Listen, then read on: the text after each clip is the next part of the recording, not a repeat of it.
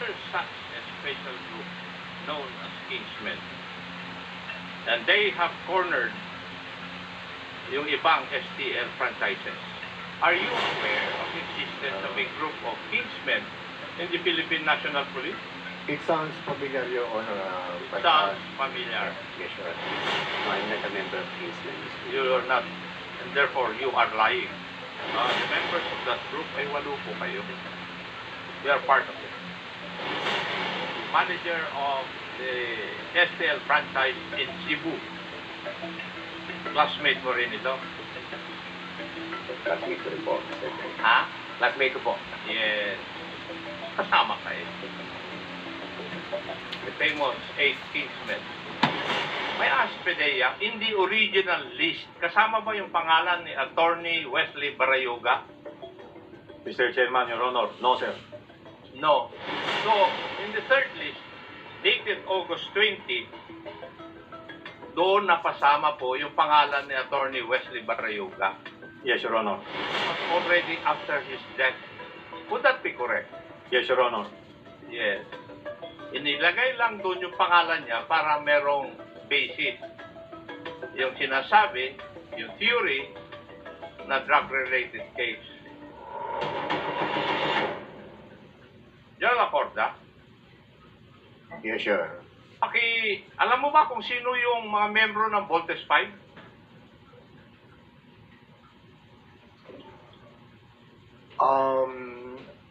Yung empleyado rin na civilian employee, alam nga nila eh. Yes, Your Honor. I think... Huwag ka nang magsinungaling. Kasi alam ko naman yung civilian employees nga ng PNP, alam eh kung sino membro ng Voltes 5. Pero yung susunod na tanong ko, sino yung... Are you aware of the existence of the group called Kingsmen?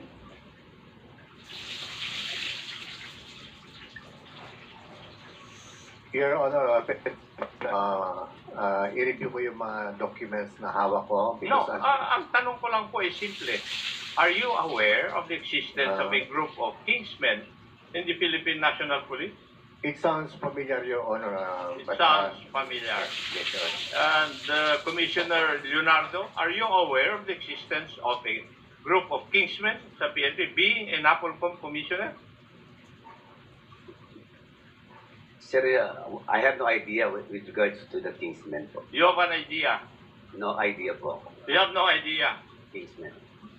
And therefore, if you do not have any idea, you are not a member of that group. Would that be correct? You do not have to lie to me because I know the truth. No, I'm not a member of Kingsmen, Mr. You are not. And therefore, you are lying.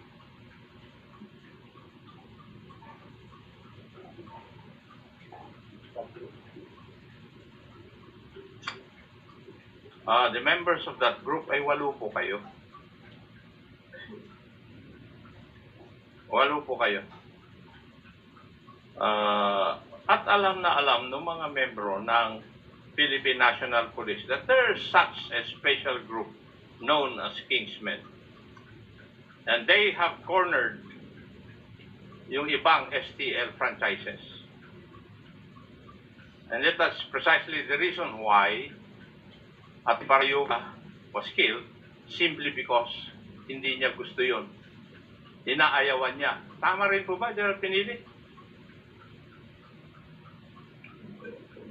Based on the character of my late board secretary, yes, sir. Yes.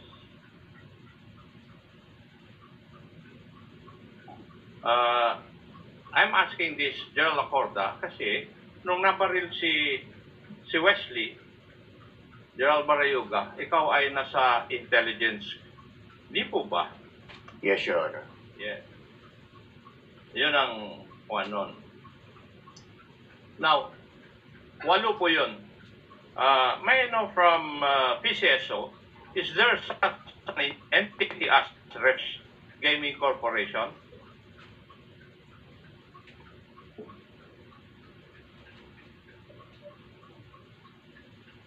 Mr. Chair, can we be given time to check the records first? Para kayong rin si Kwan eh. Cassandra Ong, na paborito ni Honorable Dan Fernandez. I will double check. Binibilang ko noong hearing dito kung ilang beses sinasabi ni Madam Cassandra Ong yung I will double check, Your Honor.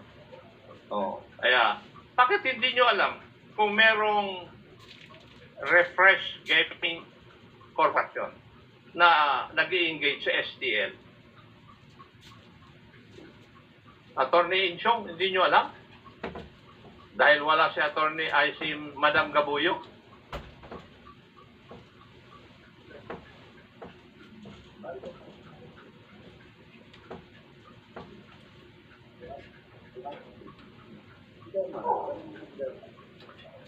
May I ask Colonel Garma, do you know of the existence of a Refresh Gaming Corporation? I have not encountered that company, Mr. Chair. You have not encountered Wala. that company? I'm trying to, wala pa akong maalalang nabasa ko. First time ko po na-read, Mr. Chair. Yes. Refresh.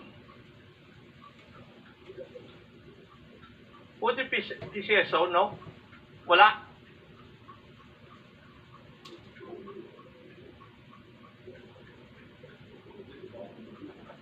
May I ask PCSO to submit to this committee in the next hearing, Mr. Chair, the incorporators of RGC, Refresh Gaming Corporation.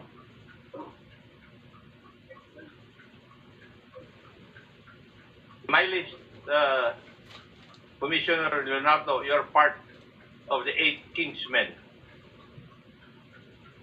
You are part of it. And some of the members, like, for example, I want PCSO to validate this, yung in charge ng management ng STL sa Batangas ay isang Colonel Kahipe.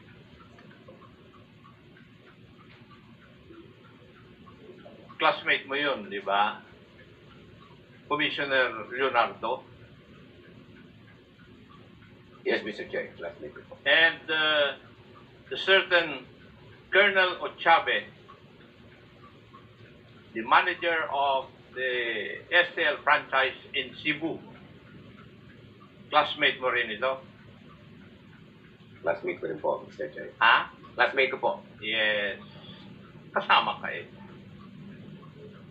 The famous 8 Kingsmen. Diba? Now, let us go to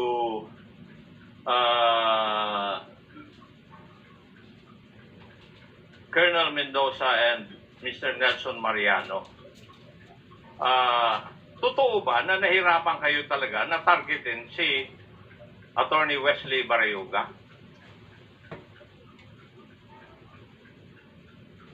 Yun po ang sabi nung ni Loloy. Nahirapan sila. Sino ni Loloy? Yes, sir. Yung napili nyo na gunman. Yes, sir. Okay. Bakit? Base sa sabi niya, bigla nawawala daw po. Biglang nawawala. Yes, sir. So, walang pattern kayo makita. Yun ang sabi Kaya, nila, sir. kaya yung mga kwan, gusto makaiwas, do not establish a pattern. Kasi doon kayo mayayari. Tama? Yes, sir. Yes. Now, paano nyo na-establish ang pattern para mayari si Juan? Si Attorney Barayuga. Let me tell you a little something about the University of Wollongong. Your future career starts right here. Yung nga, sir, na sinabi ni Tox na i-issue ng sasakyan. And would you be able to recognize yung sinasabi mo na talk? Ha? Hindi. Kilala mo ba yung talks? Hindi ko po siya personal na kilala pero nakaharap ko po siya. Nakaharap mo siya Yes, sir, sa baba po ng PCSO. doon sa ibaba ng PCSO. Bakit kayo nagkita? Binigay niya po yung mga information regarding kay Sir Barayuga. Wala siyang binigay na litrato? Meron po, biniber niya. Also, nakilala mo si the late Attorney Barayuga. Yes, sir. Now, nalaman nyo lang na nagkaroon kayo ng pag-asa nung ni-report ni Tox na may sasakyan siya. Yes, sir. Nirelay ko po rin sa Loloy. That is the important why I want to know when the vehicle issued to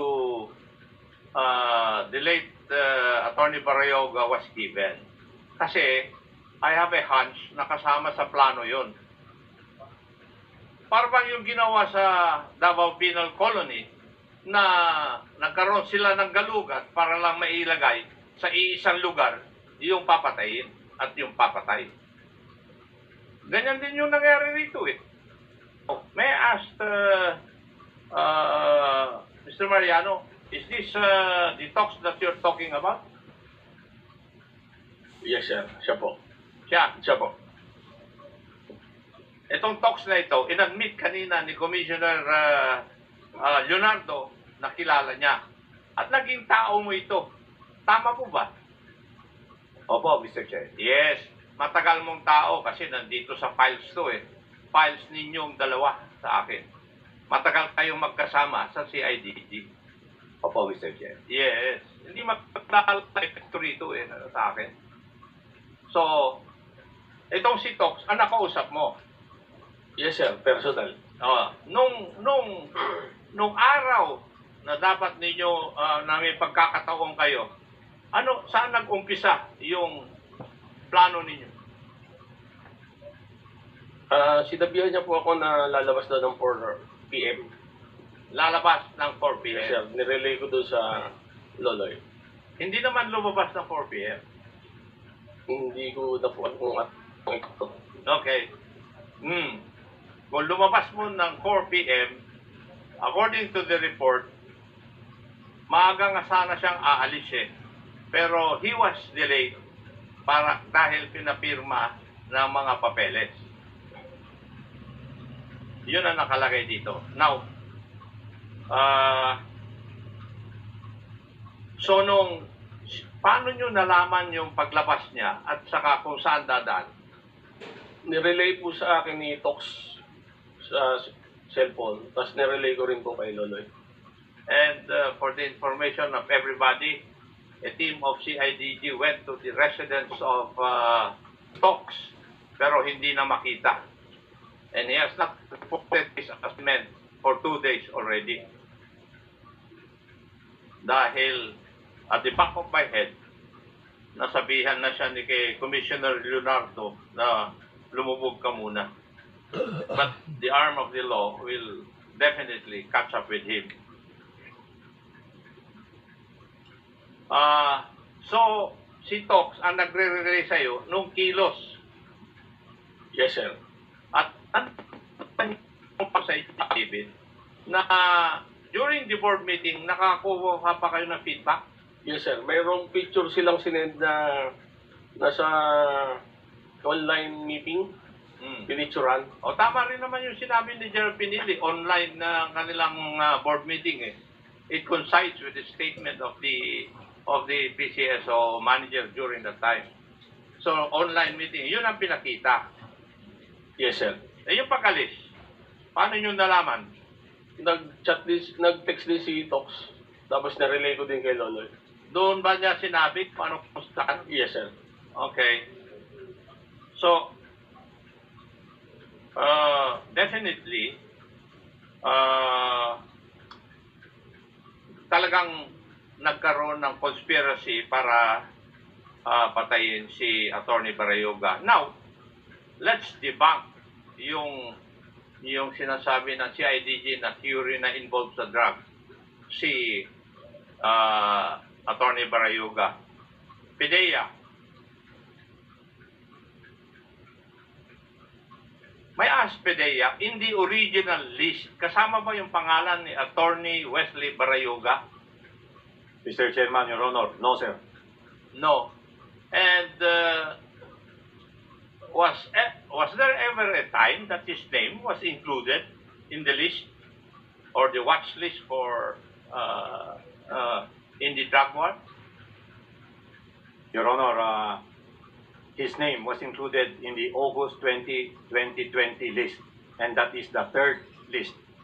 So in the first and second list, his name is not there. So, in the third list, dated August 20, doon napasama po yung pangalan ni Attorney Wesley Barayuga. Yes, Your Honor.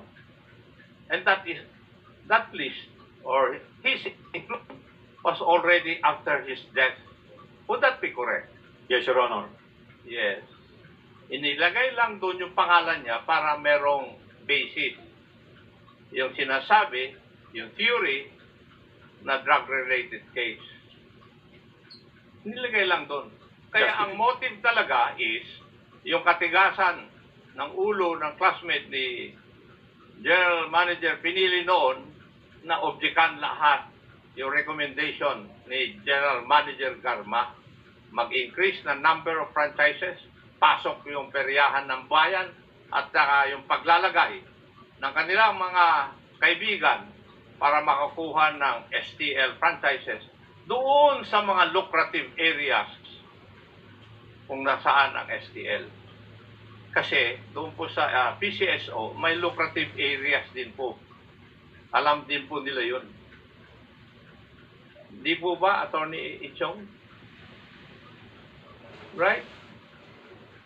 Kasi ang chairman pa noon ng Committee on Public Accounts, yung tatay ni DS JJ Suarez, iniimbestigahan na ito noon pa. The first chair of the Committee on Accounts in this House. So, Mr. Chair, as the Honorable Luis Ro has stated, ay talagang may conspiracy to commit murder, and all the participants are either guilty of principal by inducement, principal by the indispensable cooperation, at saka principal by direct participation. Tama po yung sinabi ni Honorable Luis Ro. And may I move, Mr. Chair, that we direct the DOJ and the NBI to conduct an intensive investigation insofar as this issue is concerned. Kasi may mga ebidensya na po tayo. Marami pong salamat, Mr. Chair.